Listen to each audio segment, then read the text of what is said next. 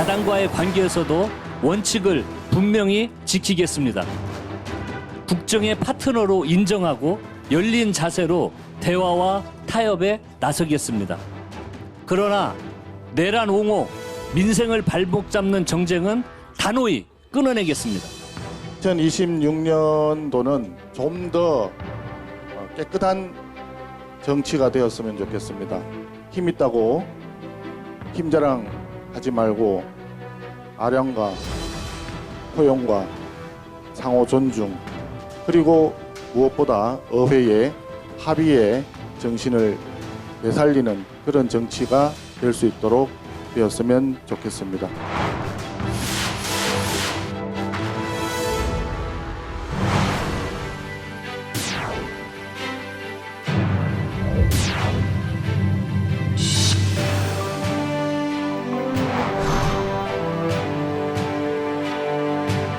개헌은 현재로서는 동력이 잘 붙고 있지 않습니다만 이번에 우리가 반드시 개헌의 문을 열어야 합니다.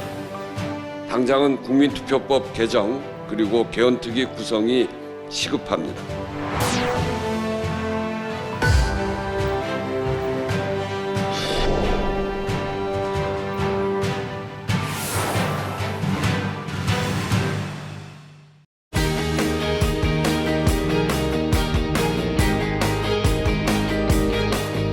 여러분 안녕하십니까, 정관용입니다. 지난 2025년은 한국 정치에서 그 어느 때보다 격동적인 한 해였죠. 그렇다면 2026년 새해 우리 정치는 어떤 길로 나아갈까요? 신년사에서 대통령은 국민 통합과 성장을, 또 국회의장은 개헌과 국회 개혁의 의지를 천명했죠. 하지만 국회는 역거대 양당의 대결 속에 파행을 거듭하고 있고 정치 양극화 양상은 심화되고 있습니다.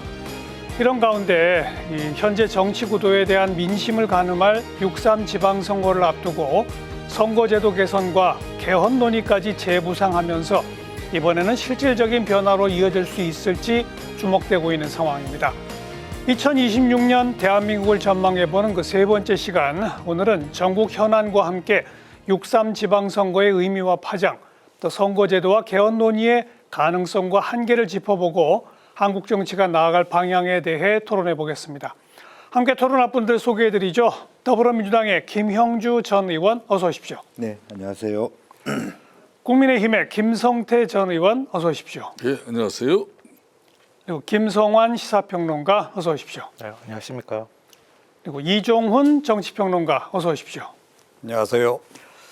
자, 모두에 말씀드린 것처럼 저희 정책 토론 새해를 맞아서 3회에 걸쳐서 1년을 전망해 보는 시간, 첫 번째 주가 경제, 두 번째 주가 외교 분야 다뤄봤는데, 경제와 외교 분야에서도 물론 과제는 많습니다만 상당히 희망적인 조짐들을 봤거든요. 근데 오늘 이제 정치의 올 한 해를 전망해야 봐야 되는데, 희망보다는 걱정이 앞서는 건 저 혼자 마음일까요?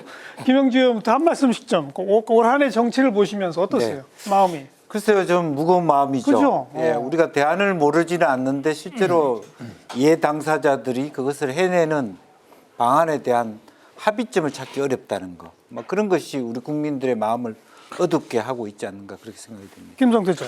그러니까 2025년 같은 경우는 정치적 혼란을 극복하고 이제 올해 2026년 같은 경우는 민주주의의 회복 탄력성을 위해서 여야가 어떤 협치 정국을 만들어 나갈 수 있느냐, 이런 게 저는 상당히 중요하다고 봐요. 더군다나 6.3 지방선거 같은 경우는 특히 이제 민주당 입장에서는 특히 작년에 이제 행정부의 수반이 된 이재명 대통령 입장에서도 그랜드 슬럼을 달성하고 싶은 그 욕구가 있어요. 근데 이제 국민의힘 야당 입장에서는 지방선거 기반마저도 날아가 버리면은 사실상 절대 권력에 앞으로 이제 정치가 더 힘들 수밖에 없는 그런 상황이기 때문에 어떻게 하든 여야 간에 지금 전국은 어려운 전국이지만은 협치 정국을 통해서 좀 정치도 서로 쉐어할 수 있는, 그런 나눌 수 있는 그런 올 한 해가 되길 그런 희망하는 겁니다. 그렇길 바라시지만 잘 될 것 같지는 않죠. 걱정이죠. 김성환 평론가. 저는 6.3 지방선거가 모든 걸 결정한다 이렇게 생각합니다. 선거라는 게 국민의 선택을 받는 과정이기 때문에요. 결국 통합이라고 하는 것도 국민 선택에 따라서 이루어질 수밖에 없는 거거든요. 그러니까 이재명 대통령은 집권 2년 차에 선거 승리가 무엇보다 더 시급한 상황이잖아요. 또 국민의힘은 그동안의 내란이라고 하는 후폭풍을 견디고 새롭게 의미 있는 성과를 거둬야 하는 시점이기 때문에 양쪽 다 사실은 지면 안 되는 선거잖아요. 어느 정도 성과를 거두냐 여기에 따라서 조금 승자의 포용도 생겨날 수 있고 또 역으로 보면 패자는 더 도끼 있게 승자한테 덤비는 이런 양상도 나타날 수 있겠다. 그래서 6.3 지방선거가 모든 걸 결정하지 않을까 생각합니다. 그렇죠. 제일 네. 중요한 이벤트는 맞죠. 네. 이정훈 평론가. 그러니까 6월 지방선거 때까지는 싸움은 더 격화할 수밖에 없을 것이다. 그러니까 이 전반기 내내 아마 뭐 구름은 거치지 않을 것 같다 이런 생각이 좀 들고요. 모르겠습니다. 그런데 하반기라고 해서 그러면 뭐 전방에 갑자기 날씨가 좋아질까? 지는 쪽은 또 먹구름이 낄 게 또 분명하단 말이죠. 그리고 뭐 특히 국민의힘 같은 경우에 뭐 거기서 또다시 패배를 한다라고 전제를 한다면 대혼란 상황으로 이제 진입하게 될 텐데 네. 야권이 그렇게 혼돈 상황에 빠지면 여권이라고 해서 평화로울 수는 없을 것이다. 그렇게 생각합니다. 지금 신년 벽두부터 여야 정당 내도 아주 시끄럽습니다. 여당에서는 직전 원내대표 제명, 그리고 야당도 지금 전 대표 제명이 지금 거의 뭐 기정사실화돼가는 이런 분위기. 이 각 당 내부부터 이렇게 시끌시끌한 거는 뭘 상징한다고 보시는 거예요? 뭐 실제적으로 보면 이제 양극단을 중심으로 한 정치가 되었다라고 하는 부분들이 실제로 자기적인 어떤 타입의 그 가능성을 점차 줄이고 있다. 그러다 보니까 실제로 상호 균형이 안 된 상태에서의 어떤 대립이 당 대 당 대립을 떠나서 이제는 당 내에서까지 들어와 있는 이제 그런 상태고 온건파가 들어설 여지가 없어지다 보니까 오히려 더 계파 간의 갈등들이 더 치열해지고 또 하나는 오히려 역으로 보면 우리가 정당 민주화라고 얘기는 하지만 모든 지역의 국회의원들이 어떤 특정한 사람의 도움이 아니라 내가 잘나서 국회의원 됐다 이런 마음들이 많기 때문에 당내 화합과 결습이 갈수록 줄어드는 상황입니다. 그러다 보니까 뜻을 모아내기가 굉장히 어려운 상황이다라고 하는 것도 하나의 요인이 아닌가 그렇게 보여집니다. 근데 저는 뭐 두 가지 사안을 동일하게 놓고 비교하기는 좀 어렵다고 봐요. 물론 그렇죠. 네, 그러니까 김병기 전 원내대표의 경우에는 일종의 이제 집권 동력의 균열을 일으키는 뭐 도덕성에 관한 문제에 가깝다 도덕성, 예. 이렇게 보고요.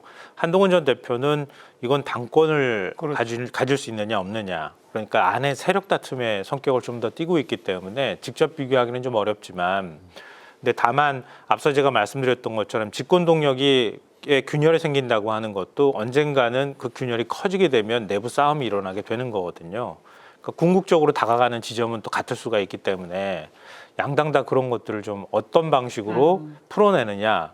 특히 이제 앞서 선거 얘기 말씀드렸지만 그 공간 안에 들어갔을 때는 이제 대응이 달라져야 하거든요. 근데 지금 양당의 모습을 보면 선거 국면으로 안 들어간 것 같은 느낌을 받게 돼요.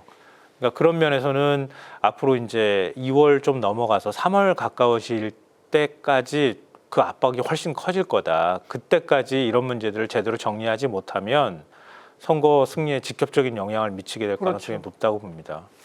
김성태 전 의원 지금 한동훈 전 대표 제명권으로 아주 당이 시끄럽잖아요. 그렇습니다. 그러니까 이제 국민의힘 입장에서는 참 까마귀 날자 배 떨어진다고 윤석열 전 대통령이 검찰 구형제 사형 선고가 이루어지고 난 이후에 구형.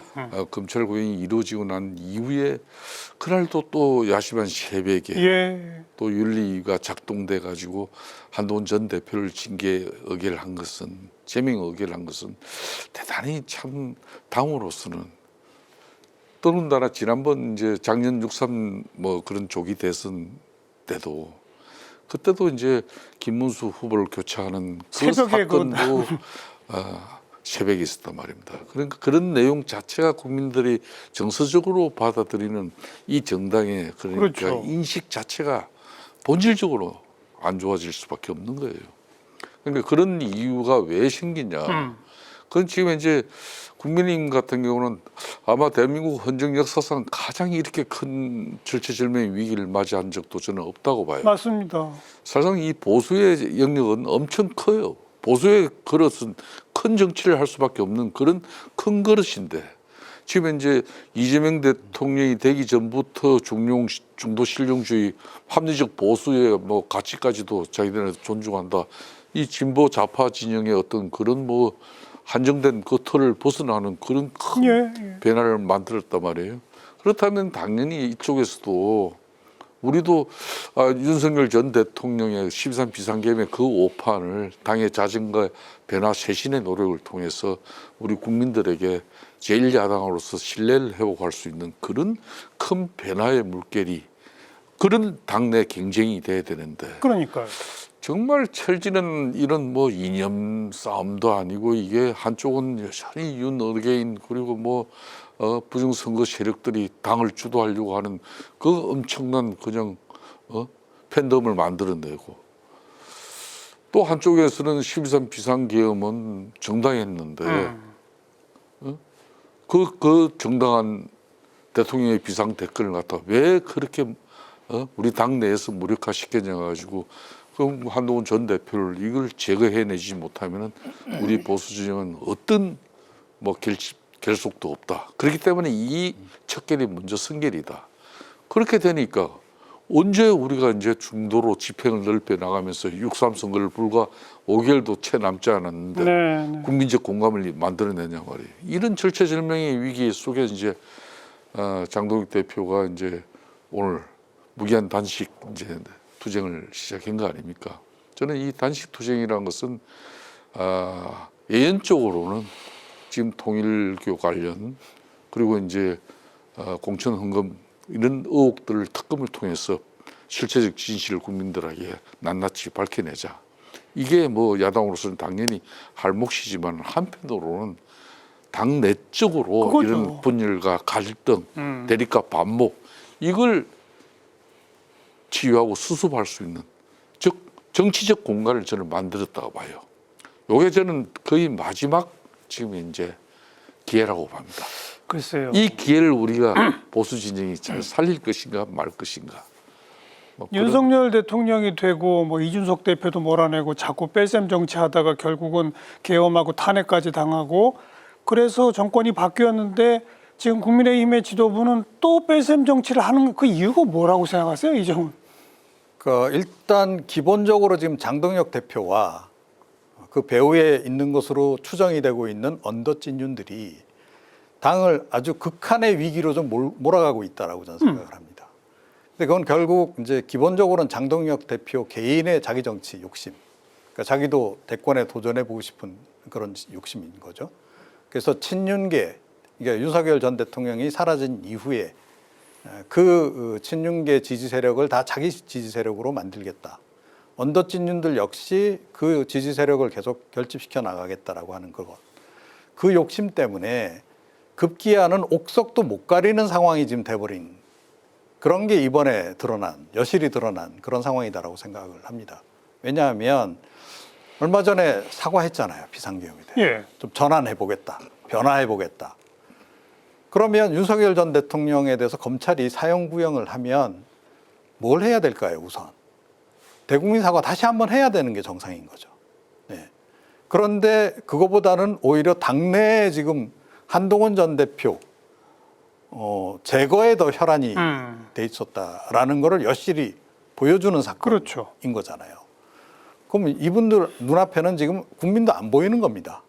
자기네들의 기득권 그것만 지금 보이고 있는 그런 그 상황이라는 거거든요. 근데 이러면 선거에서 지잖아요. 그렇죠. 그걸 모르나요? 그러니까 굉장히 대위기로 지금 스스로 지금 이렇게 당을 몰아가고 있는.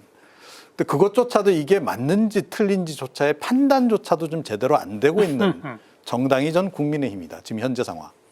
굉장히 걱정이 되고 이건 결국은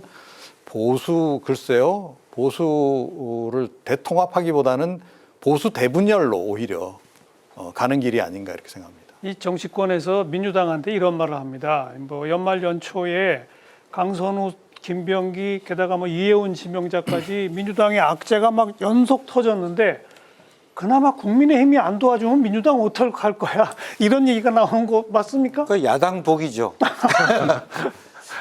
정말 부끄러운 모습인데 네. 실제적으로 지금 장동욱 대표가 한동훈 전 대표 저렇게 제명함으로써 앞에 여러 가지 정말 국민의힘이 딛고 올라설 수 있는 거리들이 굉장히 많은데 그걸 스스로 무효화시켰다는 이제 그런 측면에서 민주당으로서는 아주 다행인 거예요. 다행인 부분이고, 만약 민주당도 이제 사실은 살얼음판을 걷는 거거든. 왜냐하면 지방선거 앞두고 있기 때문에 민심을 말하자면 볼 수밖에 없기 때문에 이해운 후보자도 뭐 말은 청문회 얘기를 하지만 옛날처럼 무조건 감사석 데리고 가겠다는 의지는 아닌 걸로 보여지고. 그렇죠.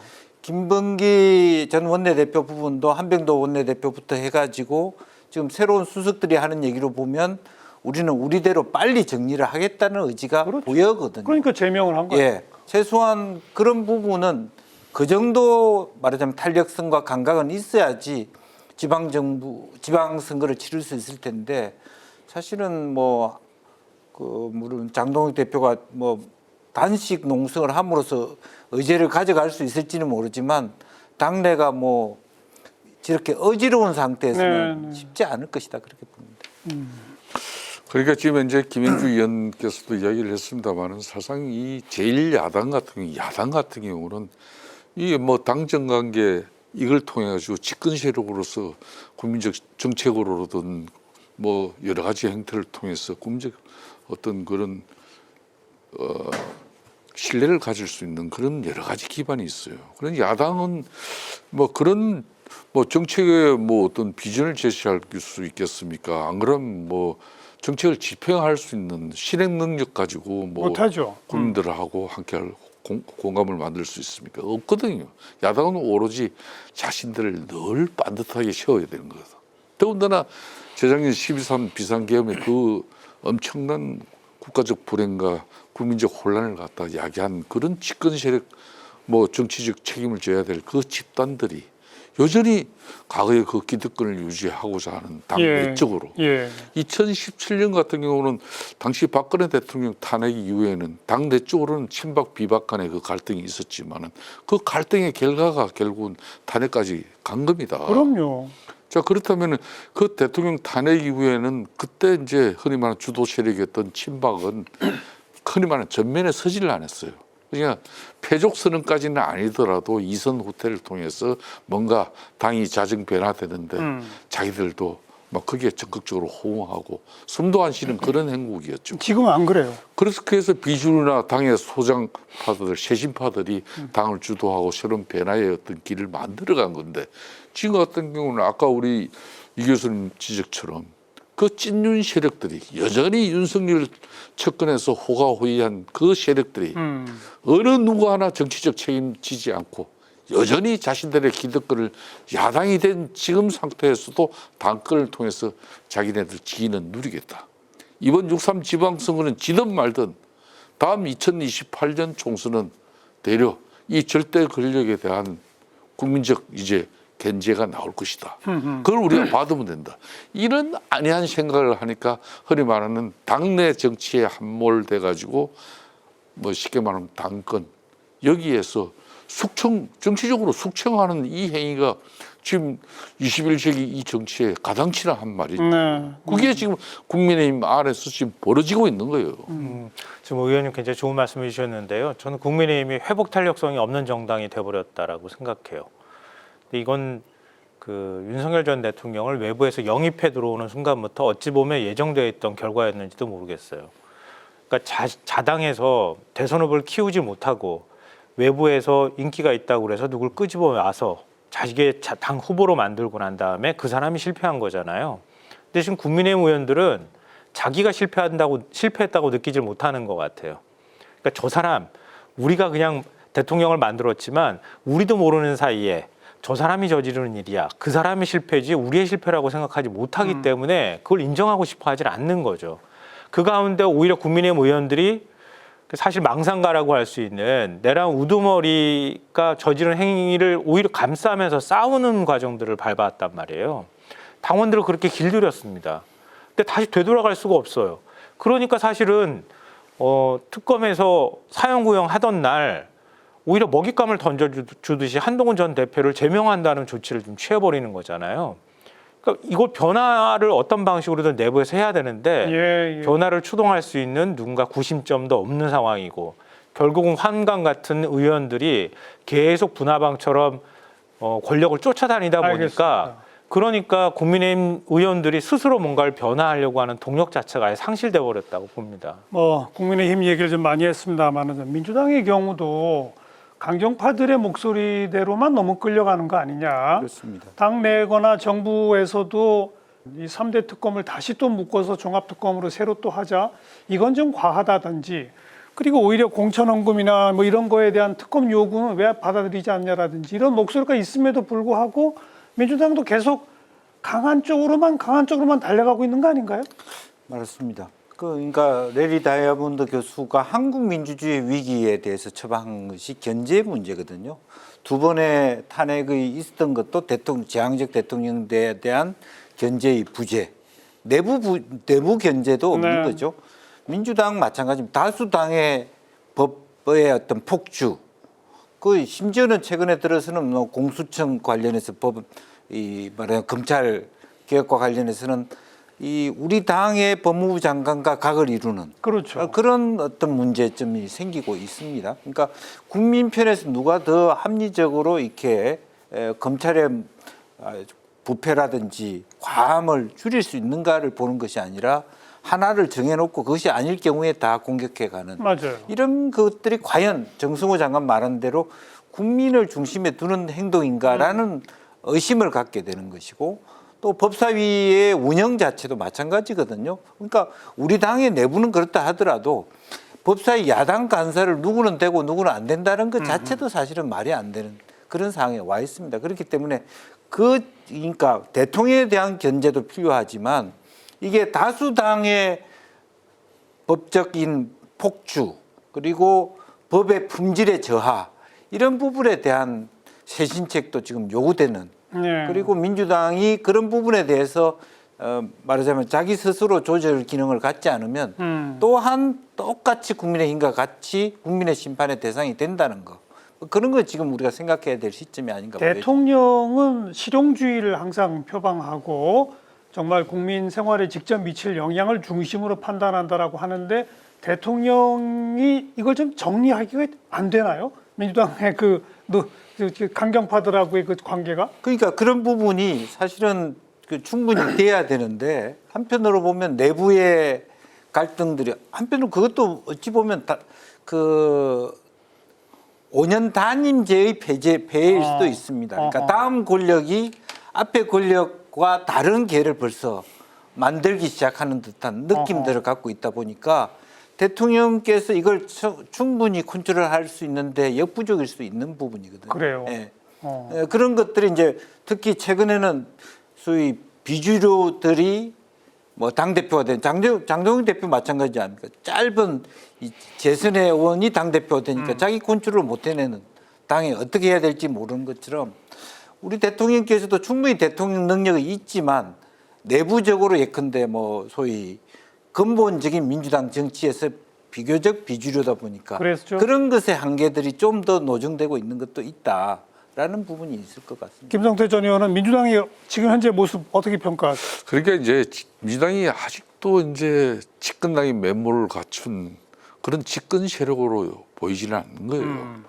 그러니까 이제 대장동 항소 포기라든지 김병기 전 원내대표의 갑질뿐만 아니라 뭐 가족 비리 뭐 이런 말할 수 없잖아요. 13가지의 그 범죄 행위라는 게 그런 문제뿐만 아니라 강순우 전 장관 내정자 지금 강순우 의원들의 공천 헌금 수수 이거 엄청난 거거든. 그리고 이제 요 앞에 장경태 성추행이라든지 그런 엄청난 사건들이 끊임없이 한 6개월 동안 이어져 왔다고요.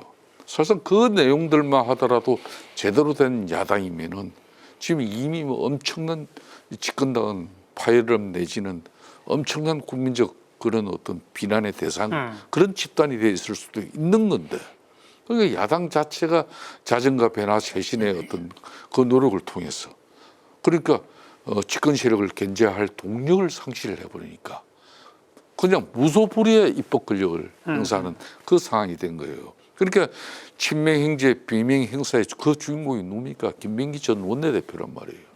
그러니까 이걸 갖다가 윤리심판원에서는 징계 제명 뭐 어떤 결정을 했지만은 민주당 다운 당규를 가지고 이걸 갖다 뭐 60일까지 물론 60일까지는 가지는 않겠다고 하지만은 예. 정청래 당 대표의 비상징계권을 통해 가지고 이걸 빨리 끌어내지 못하는 그 한계가 분명히 있어요.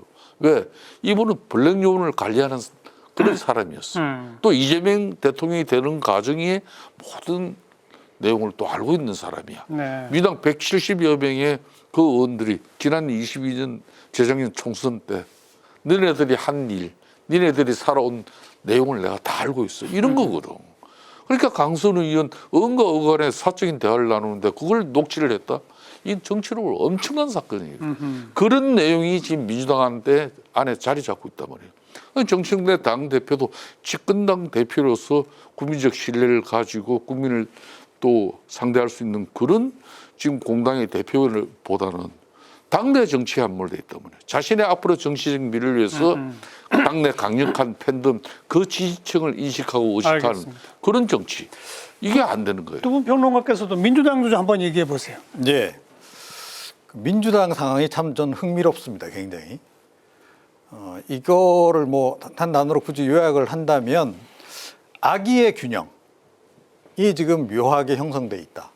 그러니까 선의로 이렇게 서로 협조하는 형태로 균형이 이루어지는 게 아니고 서로가 각자 자기 정치를 하는데 그러다 보니까 이상하게 균형이 맞춰지는 이런 상황.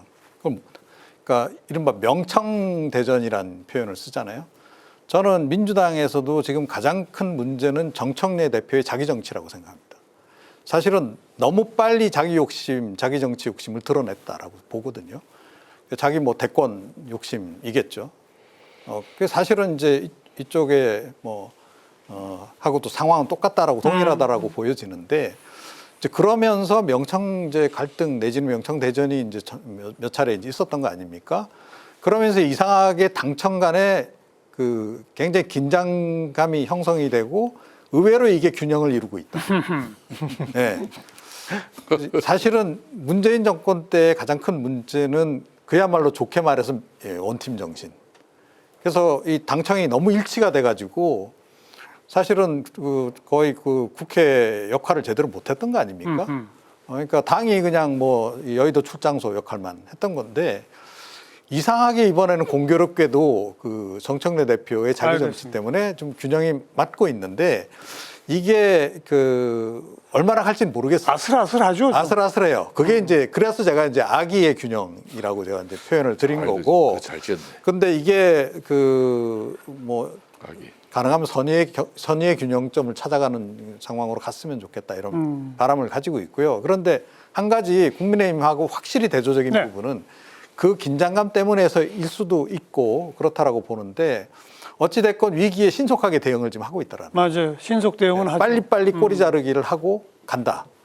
그러니까 그 점에서는 국민의힘보다 훨씬 더 낫다 대응이 그렇게 생각합니다. 김성환 평론가. 앞서 다 말씀해 주셔가지고요. 좀 상대적으로 짧게 얘기하면 좋을 것 같고요. 정청래 대표 저는 비판할 소지가 굉장히 많다고 봅니다. 당내 소통에 능숙하지 못해요.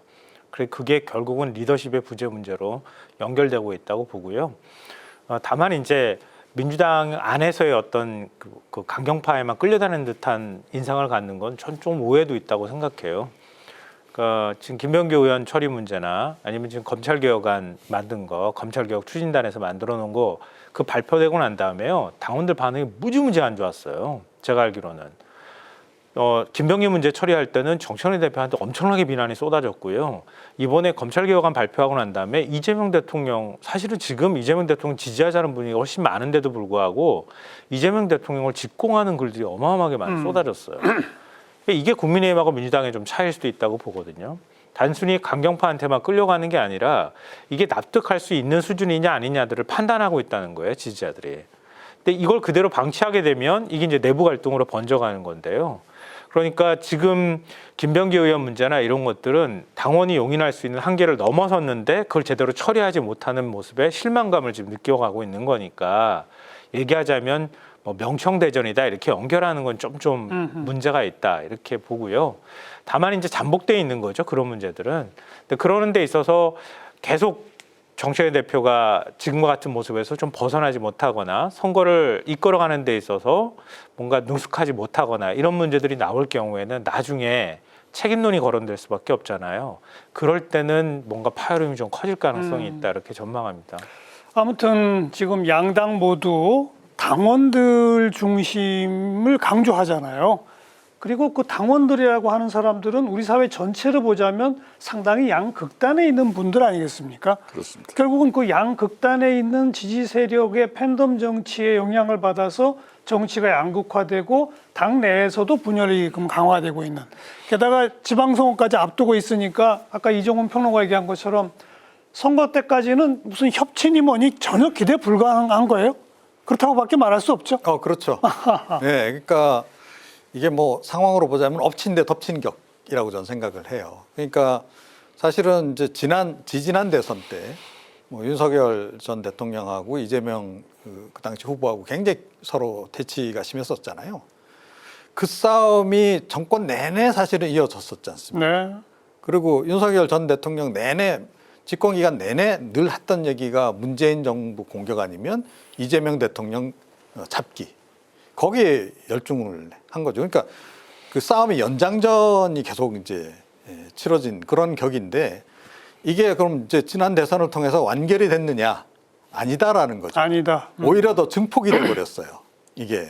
그러니까 진 쪽에서 이게 승복을 안 하니까 이 싸움이 더 강도가 더 증폭이 돼 버린 네. 그런 그 여파가 지금까지 미치고 있다. 저는 그렇게 생각합니다. 근데 이게 굉장히 흥미로운 현상인데요. 여야가 싸우고 있는데 대통령이 중간에 껴 있어요. 이전은 이렇지 않았거든요. 이재명 대통령이 오히려 실용을 얘기하고 오히려 탕평을 얘기하고 있단 말이에요. 그러니까 대통령이 중간에 들어가서 지금 여야가 정반대 여기서 지금 막 투석전을 벌이고 있는 상황이에요. 그러니까 그래서 저는 어찌 보면 역으로 보면 조금 희망은 있다고 봐요. 왜냐하면 대통령이 아까 문재인 정부 때 원팀 얘기하셨지만 민주당하고 완전히 같은 편 같아 보이지 않는단 말이에요.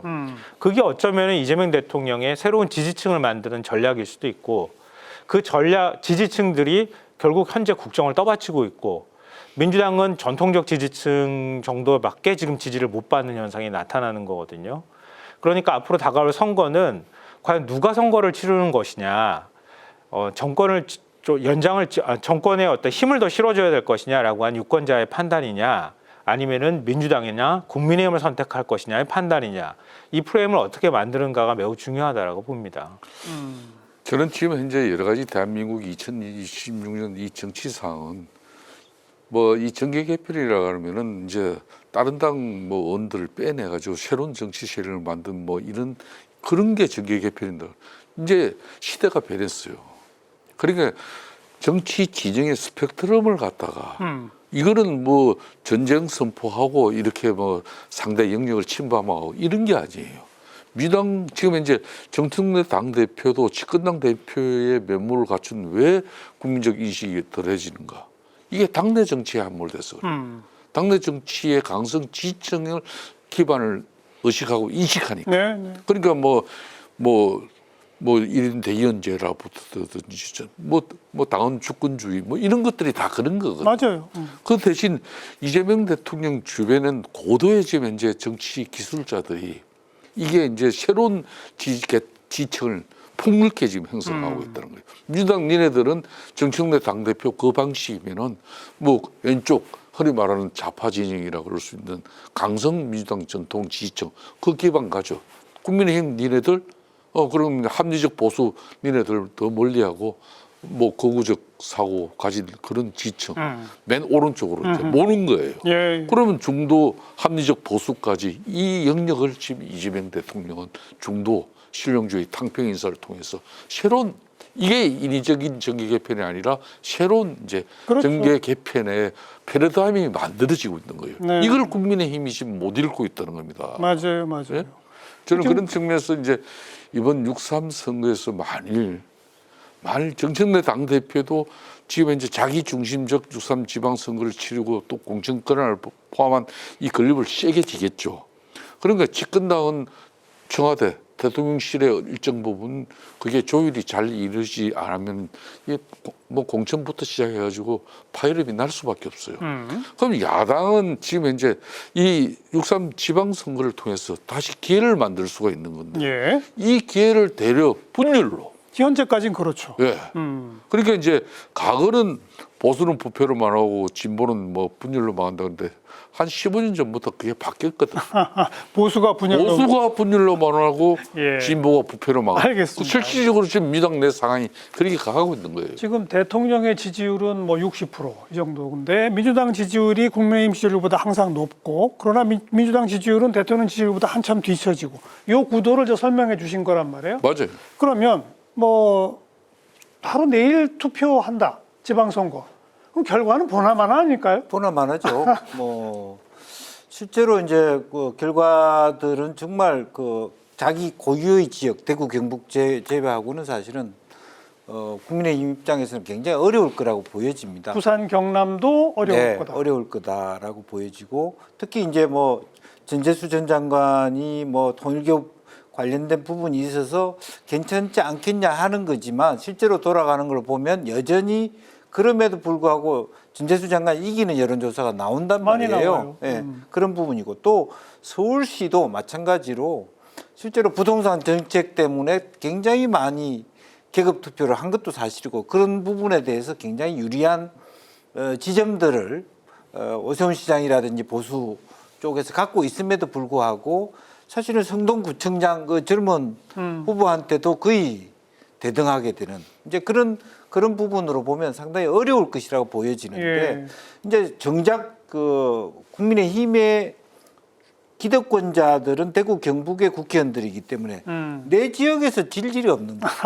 이제 그런 부분들이 상당히 어려움이다라고 보여지고요. 그래서 지금 이제 그런 차원에서 이번 지방 그 선거가 단순히 지방선거 차원이 아니라 앞에 논의까지 이어진다라고 하면은 사실은 좀 개헌과 관련돼서 좀 논의를 할 수 있는 숨쉴 여유가 있느냐 없느냐가 정치에 있어서도 굉장히 중요한 분기점이 될 거라고 그 얘기는 조금 보입니다. 이따 다시 네. 던지기로 하고 지방선거 전망 한마디씩만 해보세요. 저는 현재로서는 뭐 지금 전망 하나 현재로서는 국민의힘 상당히 먹구름 끼어 있어요. 그렇죠. 이걸 갖다 당에 이제 윤석열 전 대통령과 절연 그리고 윤 의견인 뭐 부정선거 세력 이런 사람들이 당을 주도하지 못하게끔 당이 빨리 자정과 변화 쇄신을 이끌어내고 국민적 가능할까요? 신뢰를 회복하는 뭐 그런 특단의 어떤 노력을 하지 않으면 사실상 어려워요. 이정훈 씨. 뭐 광역 기준으로 광역자치단체장 기준으로 전멸 가능성이 굉장히 높다. 국민의힘 쪽 얘기 말씀을 드리는 겁니다. 지금 사실은 2024년 총선 때 지금 여야 간의 기울기가 운동장 기울기가 막 확 많이 기울었잖아요. 그래도 국민의힘이 100석 정도 유지할 수 있었던 거는 정당 득표율이라는 게 있었기 때문입니다. 근데 지방선거에 그게 없어요. 없어요. 예. 그러니까 근소한 차이로라도 더 이기면 그쪽이 다 가져가는 예. 거란 말이에요. all or nothing이란 말이에요. 자, 그러면 지금 전반적인 흐름을 보자고요. 그 상태에서 지금 이재명 대통령은 필승 카드를 지금 던진 거예요. 이해운 장관 카드 같은 장관 후보자 같은 카드가 이제 그거죠. 아마 저는 이해운 전 의원 카드는 시작에 불과하다고 생각합니다. 이 국면 지금 약간 논란이 있으니까 이 국면 지나고 나면 아마 본격적으로 이 국민의힘 보수 진영, 특히 보수 진영에 있는 중도 합리적인 성향의 인물들을 대거 영입을 해서 TK와 PK에 투입하려고 할 가능성이 높다라고 생각합니다. 지금 벌써 뭐 최구식, 김재경 전 의원 등등 그렇죠. 입당을 했어요. 벌써 이제 그런 조짐이 나타나고 있는데요. 사실은 이게 이재명 대통령도 이렇게 손을 이렇게 그쪽에도 내밀은 측면도 있지만 사실은 그쪽 내에서 지금 동요가 굉장히 심해요. 맞아요. 네, 그래서 여차하면 지금 넘어오려는 대기자들이 지금 줄을 서 있는 예. 그런 상황이란 말이죠. 알겠습니다. 자, 그래서 그거를 잘 읽어야 되는데 전혀 못 읽고 있는 게 문제예요. 김성환 평론가도 전망이 거의 비슷합니다. 똑같죠, 다? 네, 거의 비슷합니다. 말씀 뭐 하셨지만 저 어게인이 2018이 될 것이다. 그러니까 국민의힘이 가져가 봐야 대구 경북 정도 제주 같은 경우에는 그때 원희룡 당시 지사가 무소속이었기 때문에 그건 빼고 제가 말씀드려서 그런 거지 제주도 뭐 민주당이 될 가능성이 굉장히 높으니까요. 그때보다 더 심한 참패를 당할 가능성이 굉장히 높고요.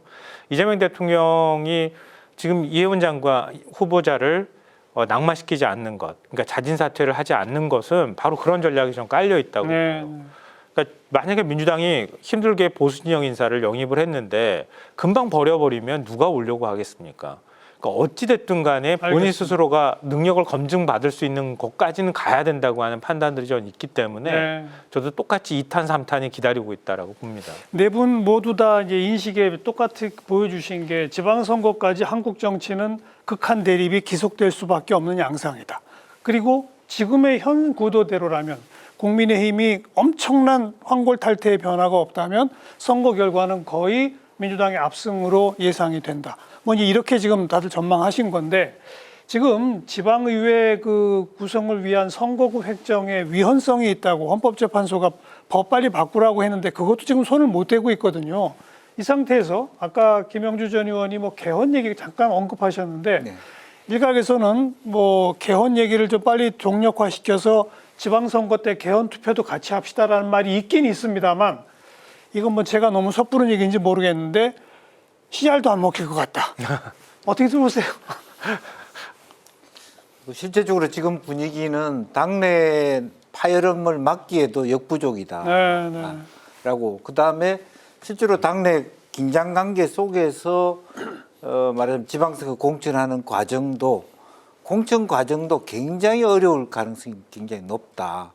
자기 말하자면 좌파의 후보를 막아내고 세우기 위한 치열한 전쟁이 벌어지겠죠. 더군다나 지금 우리 대통령께서도 여전히 지방선거까지의 후보에 대한 관심도 갖고 있다고 예. 본다라면 치열할 것이고 국민의힘은 뭐 처음부터 지금 한동훈 개 사람들이 사실은 버티기로 갈 거거든요. 그렇죠. 그동안에 입당 원서를 계속 받아왔습니다.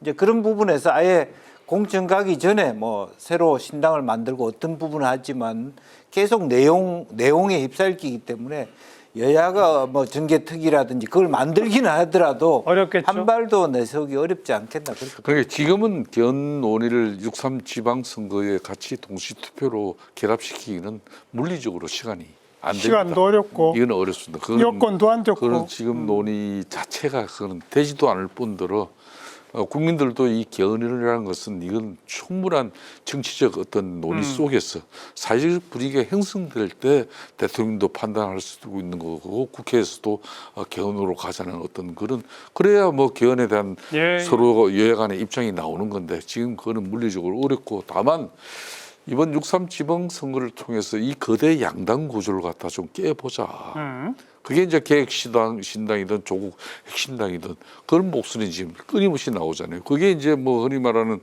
뭐 기초의회에서 3 내지 5인 선거구제를 해서 자기네들이 들어갈 수 있는 예. 구멍을 만들자. 그러니까 뭐 강력단체장도 결선 투표제를 도입하다든지 이런 내용들 이런 것들은 앞으로 활발하게 정개특위에서 논의될 사안들이에요. 그렇지만 이제 제가 볼 때는 이번 지방선거에서 더 큰 의미를 이제 가지는 것은 정치 신뢰 회복입니다. 극한 대립. 그러니까 어느 정당이 국민들에게 6.3 그러니까 지방자치 단체장의 그런 자당 후보가 많이 당선된 어느 당이 자정 노력을 많이 하고 집권당은 집권당 민주당으로서 자정 노력을 통해 가지고 집권 세력이 국민들에게 신뢰를 어느 정도 유지를 할 것이냐. 야당은 이제 윤석열 전 대통령으로부터의 그걸 완전히 이제 예. 결별된 그런 새로운 야당으로서의 변화. 그렇게 해서 국민적 신뢰. 그러니까 이 신뢰가 결론은 이번 6.3 지방선거에서 가장 큰 문제가 될 거예요. 남은 기간에 그걸 누가 더 보여주느냐. 그러니까 그걸 그러니까 대체로 민주당 같은 경우는 빨리 그걸 꼬리를 자르려고 하는 노력이에요. 네. 나는 민주당이 진짜 김병기 전 원내대표나 강선우 뭐 이런 사람 탈당시키고 지금 이제 경찰도 수사를 박차를 가하고 있는데 이렇게 해서 만약 단죄가 이루어진다 그러면은 진짜 이 국민의힘은 정말 이거는 더 큰 위기가 되는 거죠. 저는 그 이재명 대통령이 의외로 개헌을 히든 카드로 준비하고 있을 가능성이 높다라고 생각합니다. 지방선거 관련해서도요? 예. 그러니까 이런 거죠. 개헌을 문재인 전 대통령처럼 복잡하게 하려고 하면 안 되는 게 확인을 우리가 한 바가 있잖아요. 근데 원포인트 개헌을 딱 한다. 그러니까 이명박 전 대통령 때부터 나왔던 그 원포인트 개헌.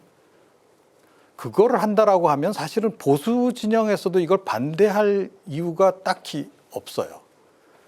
근데 딱 한 가지 걸리는 게 나는 거기에 해당하지 않는다. 난 뭐 연임 뭐 이런 거 중임 이런 거 안 한다라고 선언하면 되는 거거든요. 그래야죠, 그리고. 예, 그렇게 하는 게 마땅한 거고 그렇게 하고 이 카드를 딱 던졌을 때 뭐 저는 200석 넘길 수 있다라고 저는 생각을 해요. 예, 개혁신당 쪽도 그쪽으로 붙을 가능성이 높고 국민의힘 내에서의 비주류들도 그쪽으로 붙을 가능성이 전 크다라고 보거든요. 그럼 국회에서 통과되고 이제 국민투표 붙여졌을 때 국민들이 그 원포인트 개헌안을 찬성할까요, 반대할까요? 저는 찬성할 거라고 봐요. 반대할 이유가 별로 없죠. 예. 여야가 또 합의했다면. 예.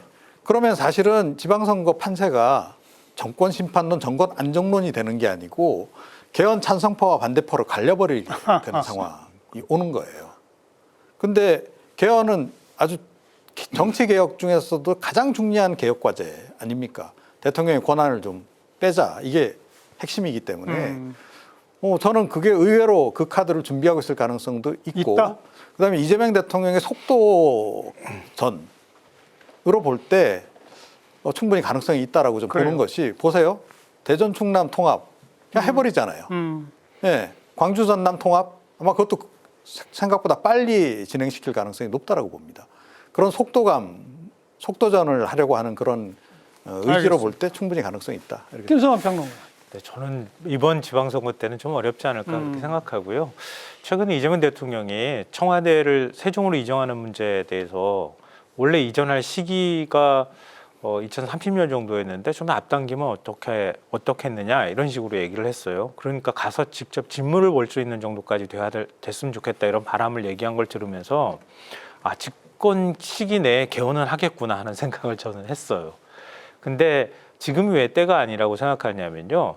이재명 대통령이 개헌안을 던지면 아무리 원포인트 개헌이라 하더라도 국민의힘이 받을까요? 받을 준비가 돼 있나요? 이거 선거용 개헌이라고 얘기할 거예요. 100% 제가 볼 때. 그냥 사회 갈등이나 논란만 더 키워놓을 뿐이에요. 지금 판도 나쁘지 않은데 뭐하러 그렇게 합니까? 그러니까 오히려 지방선거 끝나고 난 다음에 전 자연스럽게 보수 세력 재편이 일어날 수밖에 없다고 봐요. 그 시기를 거치면서 사회 통합적인 개헌이 되기 위해서는 상대도 어느 정도 준비가 되어야 하기 때문에 그 정도의 시간이 필요할 거다. 그럼 결국 2028년 총선에 맞춰서 개헌하는 알겠습니다. 그 방향이 맞을 것 같다 생각합니다. 이 대목에서는 우리 이종훈 평론가만 좀 특색 있는 생각을 갖고 계신데 그게 정말 현실화될지는 좀 지켜봐야 될 것 같아요. 우리 이 교수님 딱 저 말씀이 보수 진영이 그만큼 긴장감을 가지라 그 이야기예요. 알겠습니다. 자, 여기서 잠깐 오늘 주제에 대한 데이터의 흐름 어땠는지 살펴보고 마무리 토론 이어가도록 하죠. 빅데이터 이슈 분석 김시훈 아나운서가 정리해드립니다. 빅데이터 이슈 분석, 정치를 키워드로 빅데이터를 분석했습니다. 2025년 12월 13일부터 2026년 1월 12일까지 한 달 동안 뉴스, 커뮤니티, 블로그 등에서 집계한 총 정보량은 약 17만 건입니다. 뉴스 정보량의 추이를 살펴보면 2025년 12월 30일 정보량이 가장 많았습니다. 30일 청와대에서 열린 국무회의에서 이재명 대통령은 특정 종교가 정치에 개입하는 정교유착 의혹을 언급하며 여야 지휘구화를 막론한 수사가 이루어져야 한다고 강조했습니다. 이어서 정치 연관어를 살펴보면 한국, 선거, 국민 등을 볼 수 있습니다. 한국 사회가 정치적으로 심각하게 분열됐다고 인식하는 국민이 10명 중 8명에 달한다는 조사 결과가 나왔습니다. 분열과 갈등의 원인으로는 정당 대립이 36%, 이념 차이가 18%로 나타났습니다. 6월 지방선거를 앞두고 대전과 충남, 광주와 전남의 행정통합 논의가 속도를 내고 있습니다. 청와대를 비롯해 4곳의 광역지자체장도 모두 행정통합 논의에 찬성 입장을 밝혔는데요. 지역 시민단체들은 주민 의견 수렴이 충분하지 않으면 장기적으로 큰 갈등을 낳을 수 있다고 우려했습니다. 한동안 소강 상태였던 개헌 논의가 다시 수면 위로 올라올지 관심이 몰리고 있습니다. 우원식 국회의장은 지난 7일 국민투표법 개정 간담회를 열고 단계적 개헌을 제안했는데요. 개헌의 기본 절차인 국민투표법이 개정되지 않아 논의 자체를 하지 못하는 상황은 국민들이 납득하지 못할 것이라고 강조했습니다. 지금까지 정치를 키워드로 알아본 빅데이터였습니다. 올 한 해 정치를 전망해봤는데요. 6.3 지방선거가 가장 빅 이슈가 될 것이다. 근데 그 선거까지는 양극단의 대결 정치가 지속될 것이다. 현재 구도라면 더불어민주당의 압승이 거의 기정사실화되고 있다. 그렇다면 이제 물론 너무 가정이 여러 가지가 전제되어 있긴 했습니다만 그 내분 논의를 그냥 공통 분모로 그냥 정리해서 그럼 그 하반기 지방선거 이후에는 과연 우리 정치에 어떤 질적 변화를 기대해 볼 수 있는지 어떤 예상들이 가능할까요? 보수 세력 재편이 정말 이루어질까요? 이종훈 평론가 어떻게 보세요? 만약에 국민의힘이 패배한다 그러면 일단 장동혁 지도부는 그대로 유지되기 어렵죠. 일단 더 사퇴해야 될 겁니다. 그래서 제가 보기엔 거의 황교안 전 대표 경우처럼 될 가능성이 크다라고 봐요. 그러고 나면 또 다시 이제 비대위 체제로 넘어갈 것이고 그렇게 되면 이제 당 쇄신 안 할 수가 없지 않습니까? 그러면 이제 그야말로 언더찐윤들이 그 국면에선 뒤로 물러서지 않으면 안 되는 상황으로 갈 것이다. 그래서 보수 대통합이 그때부터 오히려 본격화될 가능성이 높다라고 보고요. 개혁신당하고의 당대당 통합 문제를 비롯해서 그렇게 논의가 한축에서 진행이 될 거고, 민주당은 이제 명상 갈등이 본격화하겠죠. 네, 그러니까 이번 지방선거에 승리하면 정청래 대표가 기세가 더 올라가지 않겠습니까? 네, 그래서 생각보다 빠르게 그 당청 간의 어떤 그 갈등이 더 좀 고조될 가능성이 크다. 그런데 이게 또 이런 상황에 더해서 지금 이번에 그 양당 모두에서 지금 공통적으로 드러난 게 정교유착. 예. 그 다음에 공천헌금. 국민들 생각은 이럴 겁니다. 아마 정경유착을 우리가 없앴는데 예전에 정치개혁 통해서 90년대, 2000년대 초반에. 근데 그 자리에 정교유착이 들어왔단 말이야.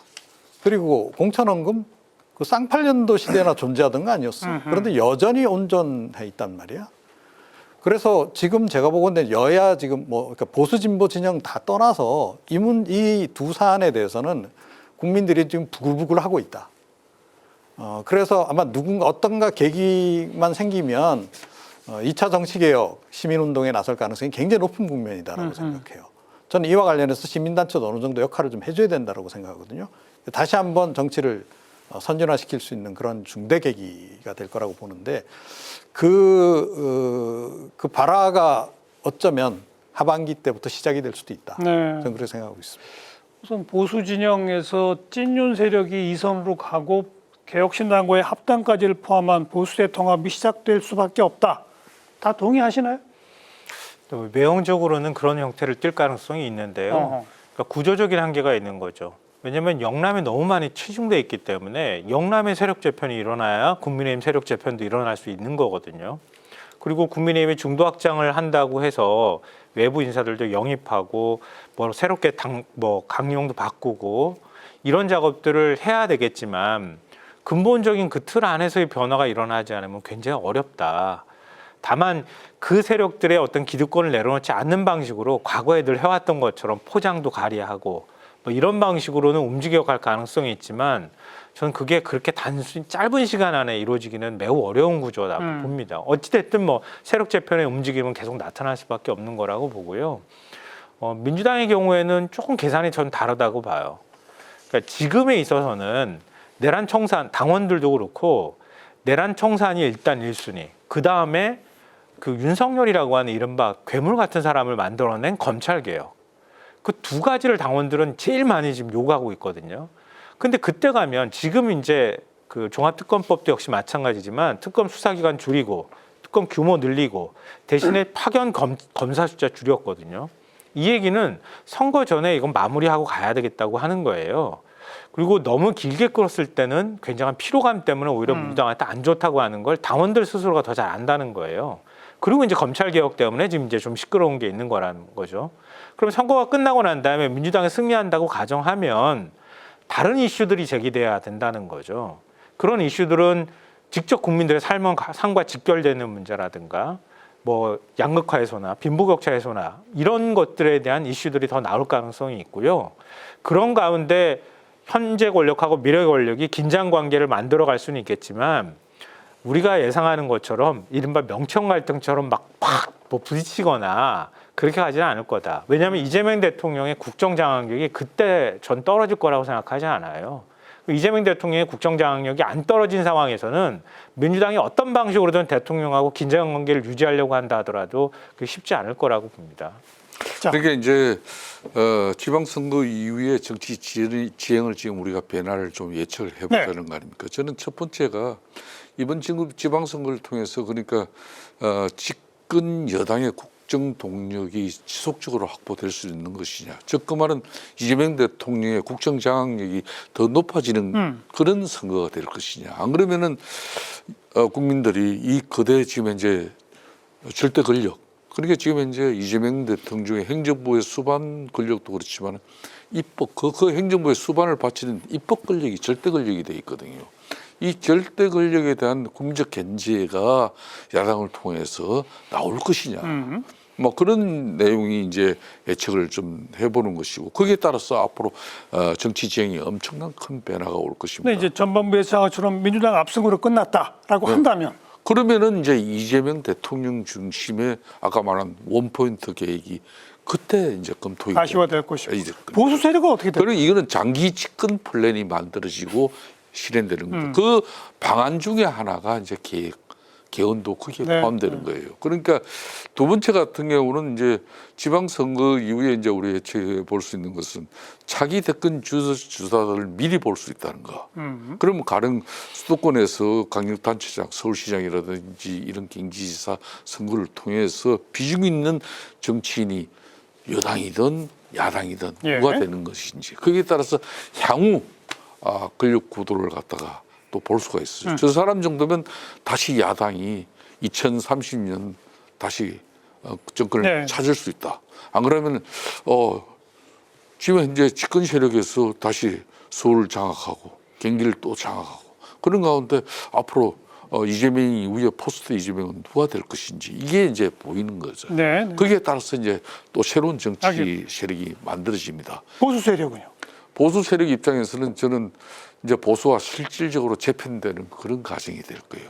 지금 시기에 이거는 쌍팔년도 낡은 보수의 방식을 그대로 유지할 것이냐. 그러니까 이제 선거에서도 지역주의 완화와 또 어떤 실용 중심의 표심 결과가 이게 이제 수도권의 이제 선거 승부로서 다 갈라져 버리는데 여전히 이제 TK는 갈라파고스의 섬이 돼가지고 그게 유지되고 나는 뭐 불경이 또 완전 뭐 어려운 선거가 돼버렸다 치자. 그럼 영남권 내에서부터도 정계 개편이 이루어질 수밖에 없는 거예요. 그렇게 해서 보수가 이제 새롭게 재편되는 그런 큰 계기가 될 것이다. 저는 그렇게 보고 있습니다. 자, 뭐 우선 뭐 권력이 질서를 만든다고 생각합니다. 무슨 뜻이냐 하면 지방선거 이후에 지방선거는 민주당의 압승으로 될 것이고 대체로 광역단체장은 대통령이 지명한 사람이 될 가능성이 매우 높습니다. 실제로 그런 부분에 됐고 또 하나는 이제 1차전에 당대표 선거에서 대통령이 좀 졌습니다. 대통령 민 사람이. 그런데 대통령이 그 부분을 다시 그대로 만들지 않고 본인을 말하자면 옹호할 수 있는 새로운 대표 체제로 만들 가능성이 많고 따라서 지방선거 승리를 정청래 대표의 승리냐 이재명 대통령의 승리냐에 있어서 실제로 이재명 대통령에 의한 승리로 가져갈 가능성이 많고 그러면 실제적으로 질서가 훨씬 잡힐 것이다. 저는 이 질서 잡히게 된 하나의 계기 중에 하나가 이해운 전 의원을 영입하는 것부터 전체적으로 당의 수직적 질서가 잡혔다고 봅니다. 이제 그런 부분이 있고 따라서 또 보수 진영에서도 대표가 바뀔 수밖에 없어요. 뭐 지방선거가 패하면 장동인 체제가 아무리 버티더라도 나갈 수밖에 없다면 전체적인 정치적 파트너십은 인물이 교체될 수밖에 없고 조금 질서가 완연하게 정리되는 상황에서는 국민의힘과 보수도 보다 온건하고 합리적인 선을 따라 나올 수밖에 없고 일정 정도 보여주기식으로라도 타협 정치의 기류가 갈 수밖에 없고 그것이 새로운 어떤 개헌의 동력으로 나아갈 수 있는 어떤 계기가 됐고 그렇다면 하반기에 가면 조금 정치에 대한 국민들의 실망을 좀 줄여줄 수도 있지 않겠나. 네. 막 그렇게 어렵사리 기대해 봅니다. 어렵사리 기대라는 표현이 그냥 희망사항인 거죠? 아니 그런 사실은. 이제 시나리오에 의해서 우리가 이제 뭐 예견해 볼 때 그럴 수 있다라고 하는 거고 갈수록 아마 그러니까 당심이냐 민심이냐의 괴리가 지금 우리 정치에서 굉장히 어렵지 않습니까? 예. 그래서 정치가 반성을 한다면 훨씬 더 민심과 가까운 당심을 어떻게 만들어 갈 것이냐에 대한 제도적 고민을 해간다면 조금 더 정치의 복원이 가까워질 수 있지 않겠나 그런 생각을 합니다. 물론 선거라고 하는 거는 뭐 불가피하게 민심을 바로 드러내는 결과가 나오는 거니까 거기에 복종하게 되면 당신보다는 민심 쪽으로 그러면 정치의 질적 변화도 기대해 볼 수 있다. 네, 저도 말씀드리면서 계속 고개를 끄덕거렸는데요. 그러니까 지금 당원들이 당원 중심 정당이 되겠다고 얘기를 하니까요. 당원들이 가장 바라는 게 앞서 말씀드렸던 내란 청산하고 검찰 개혁이거든요. 예. 그 고비만 넘어가 주면 이재명 대통령이 지금 얘기하는 것처럼, 그러니까 또 올해를 이제 도약의 해라고 얘기를 하면서 가장 먼저 앞세운 게 지방주도 성장이었거든요. 그러니까 일극 체제를 극복하는 지방으로 뭔가를 내려가서 경제 발전이 이루어지고 교육이나 이런 것들이 다 복합적으로 움직이는 이런 방식들로 가겠다. 그리고 지역들 광역단체를 통합하는 작업들이 속도가 붙을 가능성이 높잖아요. 그러면서 국정의 아젠다를 대통령이 주도해 나가는 이런 방식이 만약에 만들어진다면 국민의힘이든 어떤 정당이든 보수 정당에서 이걸 무조건 마냥 안 된다고 할 수 없을 거라는 거예요. 그럼 그 이슈를 가지고 뭔가 합일점을 만들어 나가는 과정들이 있을 수 있겠다. 그러니까 그렇게 하신다면 뭐 예를 들면 당권도 좀 더 대통령하고 가깝게 만약에 새롭게 재편을 한다고 하면 뭔가 호흡을 맞춰가면서 야당하고도 이렇게 서로 대화가 되는 그런 이슈들을 만들어갈 수도 있지 않을까 하는 그러니까 기대를. 대한민국 헌정 80년을 보면요.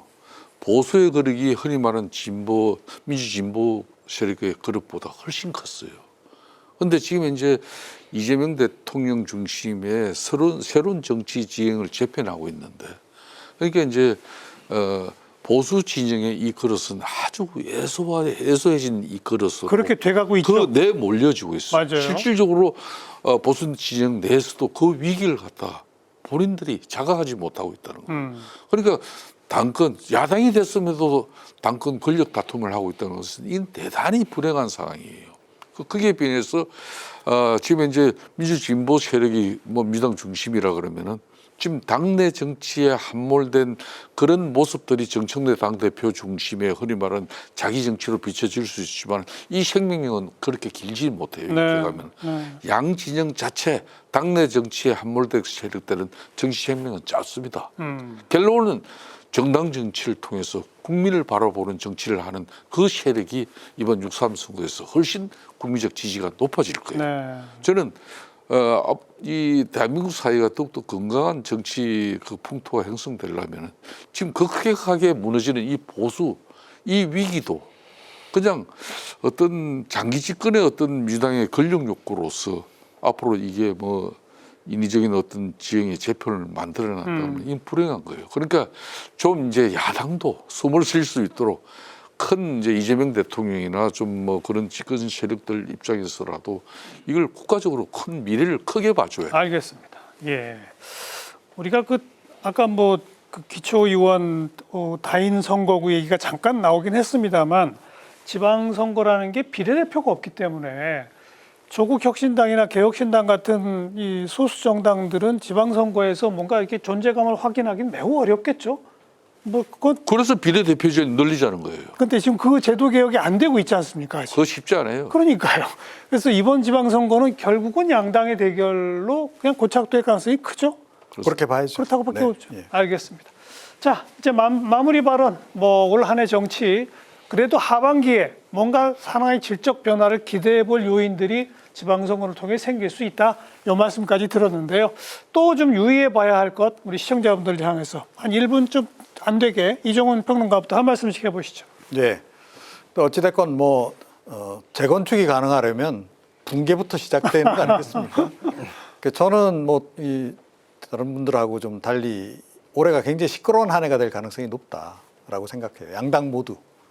제가 앞서 말씀드린 그런 각자의 이유들을 말미암아 그런데 국민들이 아마 그 양당의 시끄러운 것을 단번에 잠재우려 드릴 가능성이 굉장히 높다. 그리고 아마 좀 글쎄 이런 표현은 좀 뭐했습니다만 국회의원들 들으면 좀 불쾌할 수도 있겠습니다만 싹쓸이해서 좀 다시 한번 재정돈하는 그런 쪽으로 몰고 갈 가능성이 굉장히 높다 이렇게 생각합니다. 김성환 평론가. 저는 좀 큰 그림을 그리는 정치 모습을 보고 싶어요. 그러니까 이재명 대통령이 외교 문제에 있어서 문제 해결 능력을 좀 보여주고 있고 좀 창의적 문제 해결 능력이 어떤 건지를 전 조금 보여주고 있다고 생각하거든요. 근데 국내 정치의 문제에 있어서도 이혜원 후보자 지명하는 문제도 그렇지만 그리고 뭐 송미령 장관 유임하는 것도 마찬가지인데요. 좀 기존의 정치 문법을 바꾸는 정치를 좀 보고 싶은 그런 한 해입니다. 그래서 지방선거 전까지는 좀 어렵다 하더라도 이재명 대통령이 계속 지금 얘기하는 것처럼 새로운 대한민국의 그림을 그려나가는 것, 그걸 대통령의 어떤 국정 동력을 통해서 국회하고도 풀어가야 될 부분 풀어야 되겠지만 그런 그림을 한번 밑그림을 구경하고 싶다.